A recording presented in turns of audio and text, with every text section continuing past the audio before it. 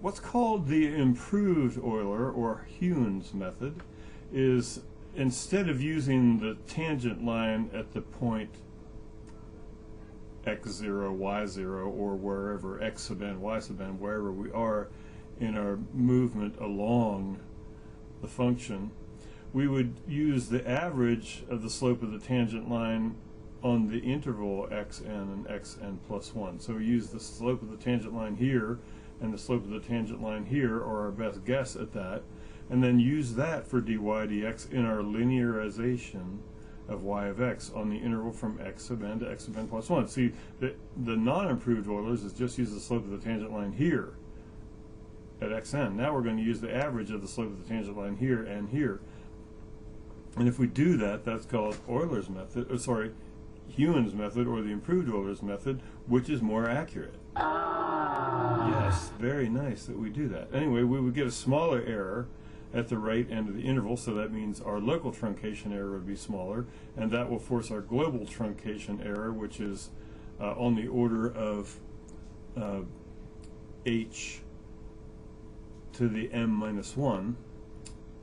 It would be that much smaller. So here's the formula for it. It's y sub n plus 1 equals y sub n, like the old y, plus h over 2, remember I said the average, of the slope of the tangent line at this point, plus the slope of the tangent line at this point, and the y sub n plus 1 star is the slope of the tangent line at, or our best guess at the slope of the tangent line at the point n plus 1. So the local truncation error is on the order of h cubed, and the global is on the order of h squared. And if you think about that, if our h was 0.1, then our error amount should be on the order of 0.01. So here's an example. Find y of 1 for dy dx equals y minus x. Why, that's the same one we did before. Y of 0 equals 2, same initial condition, but this time we're going to use h equal 1/4. So that means our error, or global truncation error, ought to be on the order of 1/16. That's 0.0625. So let's see how this comes about. Step 1, x0 is 0, that was given in this initial condition. y0 is 2, given in the initial condition. dy dx is y0 minus x0, that's going to be our approximation, which is 2. And also, y1 star is y0 plus 1/4 times f of x0 plus 1/4, y0 plus 1/4 times f of x0 y0. That's from this formula here, okay? Which is going to be the how we find the slope of the tangent line at the end point x sub n plus 1, in this case when x is 1/4. So that comes out as 2 plus 0.25 times 2 minus 0, so 2.5. So then when we find our y1, it's y0 plus the average of our fx0 y0, and actually call it x and yn, but it's going to be 0, and fx1 yn1 star, which is 2 plus, this is our h over 2, that's 0.125, times 2 minus 0, that's this part, and then 2.5 minus 0.25. Why is this 2.5? Because, well, we've jumped over to the next value of, we've actually used this, and this is our next value of x at that point. So what is that? I didn't have room to fit it on the screen, so I put it on the next line. It comes out to be 2.53125. Step 2. Do the same thing. x1 this time is 0.25, y1 is 2 point, this number we had here. dy dx, y1 minus x1, this is the left end point, and the slope there turns out to be 2.28125. y2 star is our y1 plus 0.25 times f of x1 plus 0.25, that would be 0.5 now, and y1 is, or sorry, our y value is y1 plus, well, again, we're using the tangent line to estimate how much is added to y, so I hope you can see that. 2.53125 plus 0.25 times 2.28125 8125. That comes from here.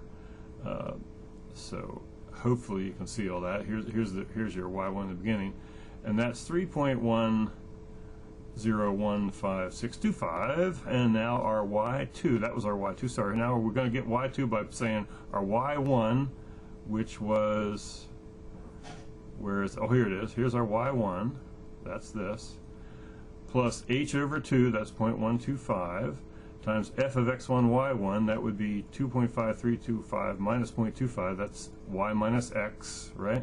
And then here's our y2 star minus our new x at 0.5. So that turns out to be 3.1416, blah, blah, blah, blah. Almost looks like pi, but that was an accident. Happy accident. But so now we're at step 3. x2 is 0.5, y2 is 3. Blah, blah, blah, blah. dy dx, y2 minus x2, so that comes out to be 2.64, blah, blah, blah, blah. y3 star is y2 plus 0.25 times f of x, well, this is going to be x2 plus 0.25, so that's 0.75, and 0.25 times our f here, and that we've already worked out up here, so and now you should see that y3 star is 3. Trust me on the arithmetic, 3.8020, blah, blah, blah. So now we're picking our y3. y3 is y2, which you recall was this, right? Plus h over 2 plus 0.125 times f of x2 y2, that was this because we calculated that to get this. And then plus f of x3 y star, and that would be this minus 0.75, because that's what our new x is going to be, and that comes out to be 3.8 blah, blah, blah, blah. And I've had enough. Step 4 is it, because then we're going to have x at x4 is 1, and that's what we wanted. We wanted the value of y of 1. So x 3.75, y3 3. Blah, blah, blah, blah, and dy dx y3 minus x3, so it's this, which is 3.1 blah, blah, blah, blah. y4 star is y3, which we have here, plus 0.25 times what we estimate to be our function at the tangent line, so, and that comes out to be 4.62 blah, blah, blah, blah. And so our y4 is y3, which we had way back here. Sorry. Here's our y3. Plus 0.125 times that minus 0.75, that's this, right? And then plus f of x4 y star. Well, x4 is 1, and this was our y4 star. And if you do that computation, you get 4.69 blah, blah, blah, blah.